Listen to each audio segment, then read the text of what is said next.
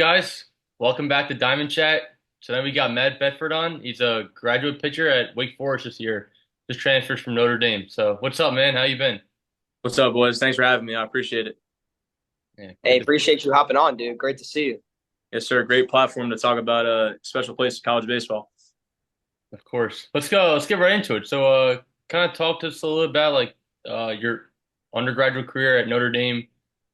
Just the experiences you had there, and just kind of take it away from there. So, Yeah, I definitely had a great time at ND. My freshman year, I redshirted. Our team was successful. Went to the Super Regionals in Starkville, Mississippi. One game away from Omaha. The next year, my sophomore year, we ended up going to Omaha and knocking off Tennessee when they were like the best team ever. Had like 7 losses on the year. We ended up beating them at their place to go to Omaha. That was my first year playing. I got about 10 innings out of the pen, like high leverage situation, and was just a little bit of a contributor, and it was such a blessing to be able to do so because honestly, looking back at it, the magnitude of those games were incredibly unreal, and you know, just to be a part of that run was special.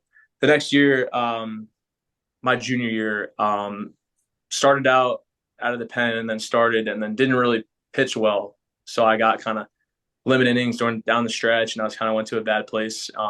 So I felt like I had to reinvent myself and really go through the things that get you on the field as a pitcher, which is throwing strikes and getting ahead and ultimately having good stuff and missing guys' barrels, which led to my senior year.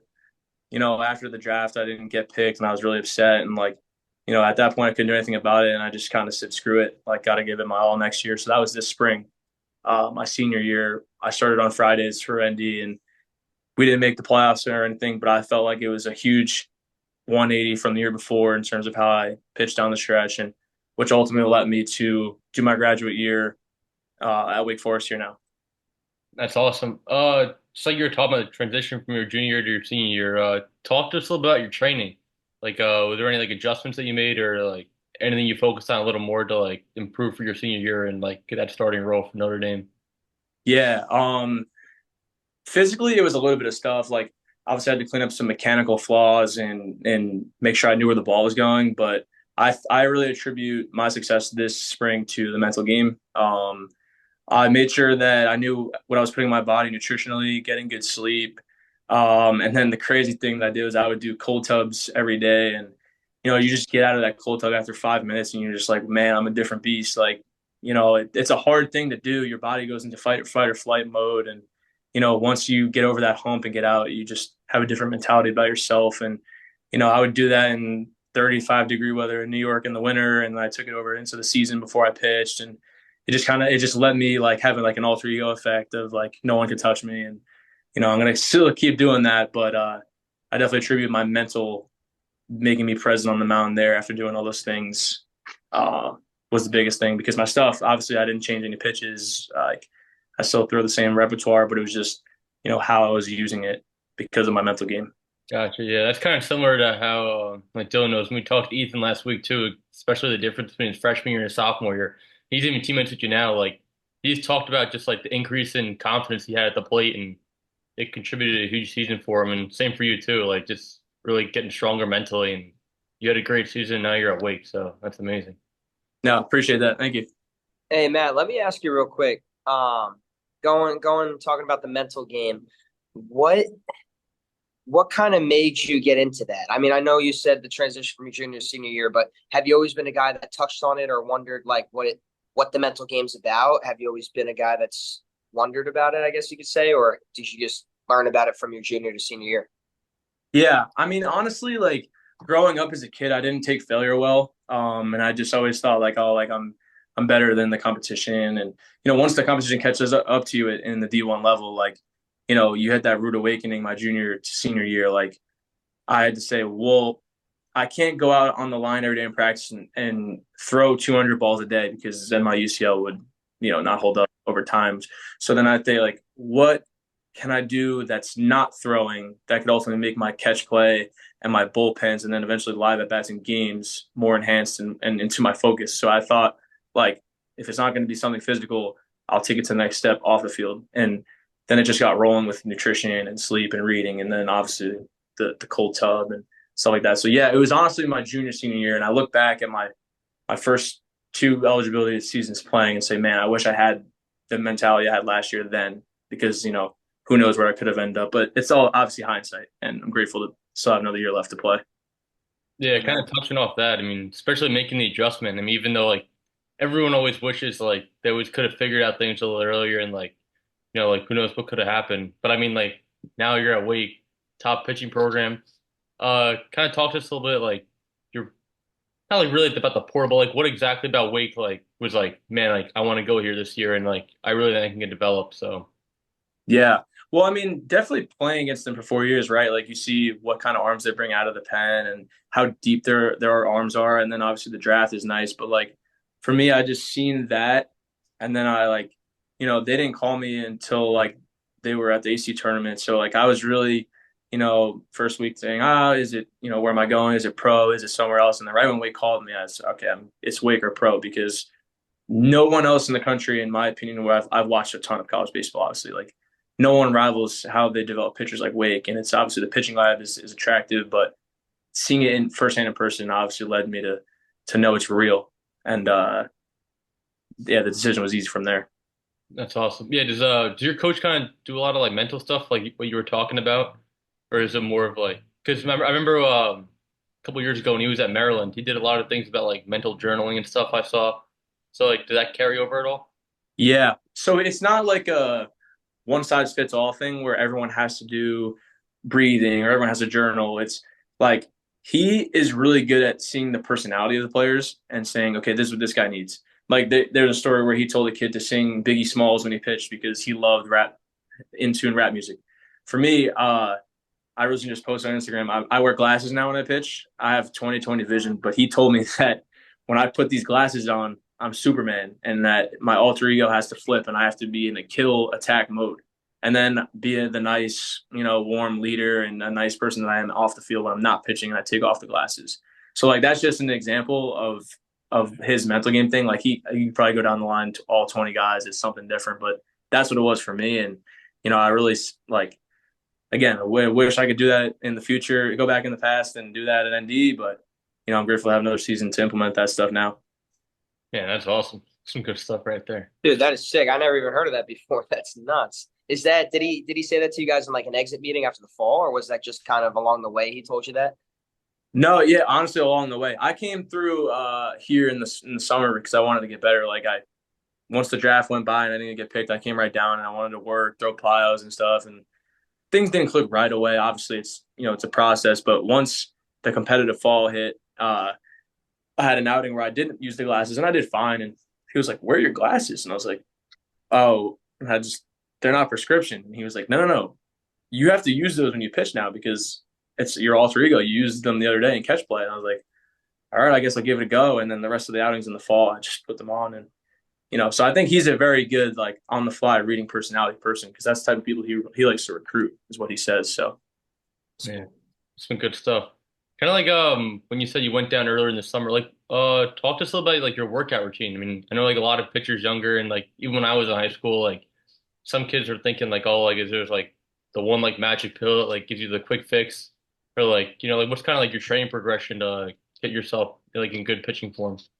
yeah, I do think there's something close to that. Like, not it's definitely not one magic pill, but I think if for a pitcher, if you want to develop your command, velocity, and mechanics over time, I think single leg exercise is the way to go because we don't we aren't in a squat position when you pitch, right? Like so anything reverse lunge, split squat, pistol squat, like any variation of single leg is it could really change your career because that's what it did for me. Like I was in high school, I definitely was not recruited high. I was 83, 87 most of the time. Like once quarantine hit, I started doing that and got up to 94 at 17 years old. And that's like a huge jump. But I attribute all of that to that exercise because that's all I did that summer. And like, I haven't had an arm injury since, knock on wood. And, I just definitely attest that there's definitely studies, but like I test that because that's how we pitch, right? Like no one in the NBA would, do, I don't know, cleans to try and dunk, right? Like they're doing plyometric jumps and making sure that they're springy and stuff. So that's kind of the gist of like my training is if I'm going to pitch like that, I might as well work out like that. And then obviously for my arm, it's any bicep, forearm, tricep, chest. Like you have to make sure all those are sustainable to throw. But the biggest thing that will change your career is the single leg stuff.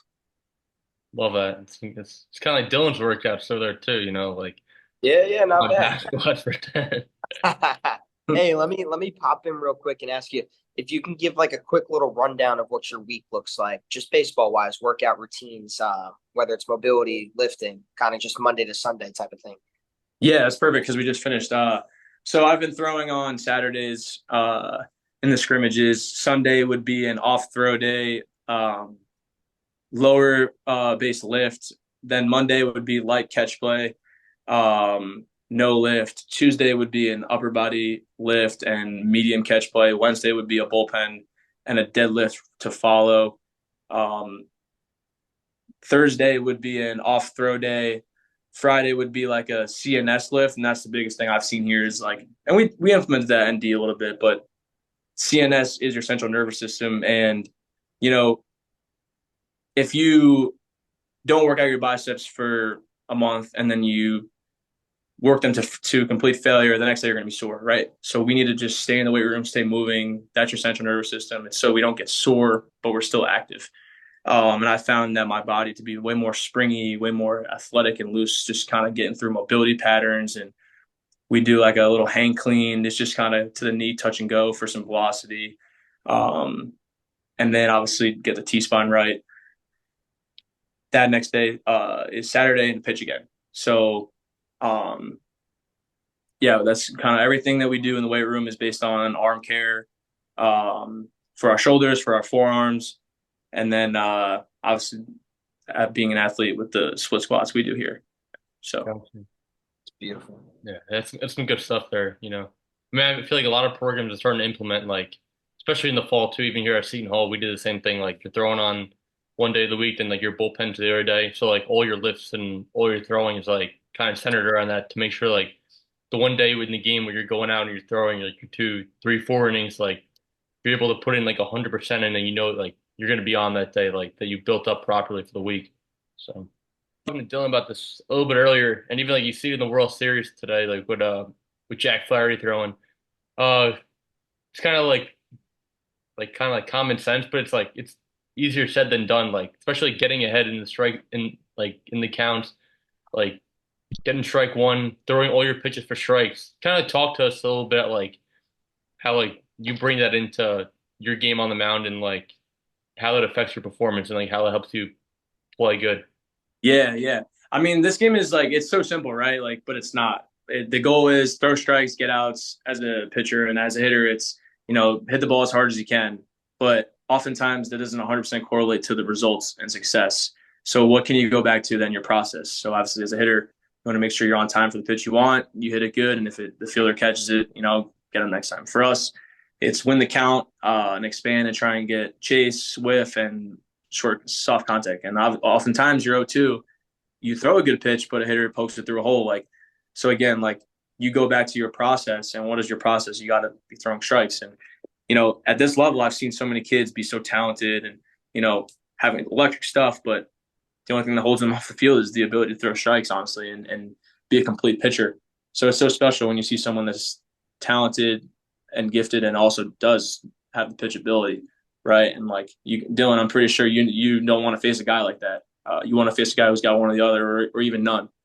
And for us, pitching side, like I want to be able to throw strikes, but if a guy's up there and he's got that it factor, I don't. I maybe want to nibble. I maybe want to lose the zone, and then I'm in a disadvantage count, and then there's runners on base. So the game is it's so tough, but you got to go back to your process, and ultimately for us, it's throwing strikes. That's huge. I mean, I know a lot of pitching coaches now, and even in the pros, especially like with the Twins, I was reading, and we even implemented this at Manhattan too, is that like you never want to be like nibbling around the plate, and like our coach at Manhattan, like he always spoke about like trying to throw every pitch like middle, because everyone's ball has movement. So like if you're trying to like aim or like try to be picture perfect like outside corner, like you're just decreasing the chances of it to be a strike, because like you miss it like a little bit, like a little outside or like you miss a little inside and it's a home run. So like I Yeah. feel like you're just like committed to just like spotting up every single pitch and just competing middle. Like your curveball's gonna like drop or like your slider's gonna like end up like back foot, you know? So just having the Mhm. confidence to like just throw every pitch like right down the middle and just trusting that it's gonna move and do what it's saying. Like I feel it's like super important, you know? Yeah. I mean, no hitter wants to hit 0-2. Like, and the best way to do that is just trust your stuff in the zone because it's either they take the first one, foul the second one, or it's vice versa. There's always a plan in place for a hitter, right? And it's your job to figure that out as the game goes, but you can't find out their plan if you're not throwing strikes. And Exactly. And their batting average drops drastically. I mean, you look at like a 2-0 or 3-0 count, like the hitters are hitting like 350, 400, but then you get them in like an 0-2 count, like it drops to like 180, which is a huge advantage to the pitcher, you know. So, yeah, no doubt. so, why don't we finish up with a little one of Dylan's old favorites? This is my favorite, bro. Hey, so going back to Notre Dame, you're there for 4 years, right? Obviously, um, went to Supers, went to Omaha, which is tremendous experience. I'm sure. I wish I got to experience that. Hopefully, we'll be back there this year. But anyways, what's one of your favorite memories or stories from Notre Dame, baseball wise? It could be during the season, it could be in the fall, it could be in the winter training, whatever it is. What are some top stories for you? Yeah. So I mean, the obvious one, right, is beating Tennessee. But honestly, I just think like those guys, like when I look back at that year, I don't think of one moment. I don't think of like a big swing or a big pitch. I think of just like how close we were afterwards. And it's, of course you're winning, you get close, but I think it was even before then, before the season even started, we knew we had a bond and we knew we had, the guys in the room to do it. And then ultimately that trust just took off when the game started. Um, I guess I'll definitely give you a fun little fact that many people might not know. When we beat Tennessee, we roamed the streets of Knoxville and found the one Irish pub on the street. So obviously, being the Fighting Irish, we went in there, and we started taking over the aux, playing our songs, and it just you just felt on top of the world. Like you felt like you didn't need to be anywhere else in that moment. And you know, obviously things didn't shake out. We didn't win the Natty, but our goal was to definitely take down Goliath in that moment. We did. Dude, that's phenomenal. That's special, bro. I'll tell you, that was 22, 2022. 22, yeah. Yeah, because we played y'all that year when I was at Marist. I think you guys beat us like 21 to 2 or something like that. I mean, you guys just it was unbelievable. Yeah, Yeah, we actually opened up against you guys at Stetson that year. at Stetson, yeah. I remember it was like this fifth or sixth inning, and that kid Liam Slyman was on the mound, and like every single pitch was coming out like 101, and like all Yeah. the pro scouts are back there, and like we were just chirping down like the dugout that like like when the scouts put their gun down after the first pitch, like you know you're legit, you know. So Yeah. Yeah.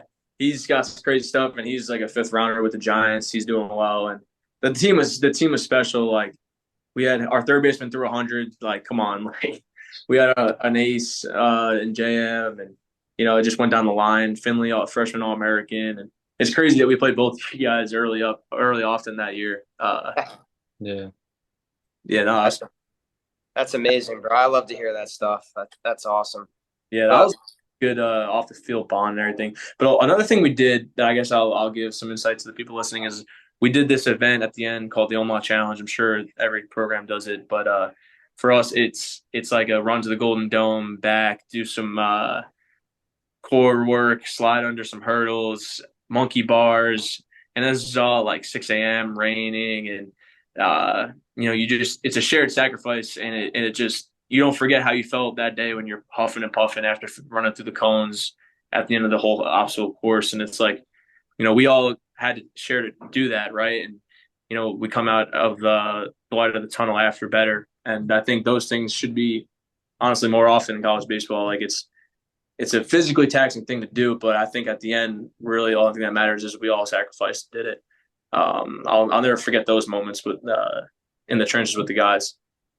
that's feel huge. that, I mean, dude. especially like making the most of the opportunity. Like you have an experience in the fall, and then like just say especially like this year, like Wake's playing, say Clemson, it's like bottom nine, and like you're battling for first place in the ACC, and like you just take your mind back to that moment and like just think about how hard you worked, and like it just like gets you into another gear that like like the pain that you felt then, like you don't want to feel the pain of like, like maybe losing a game or something, so like just Mhm.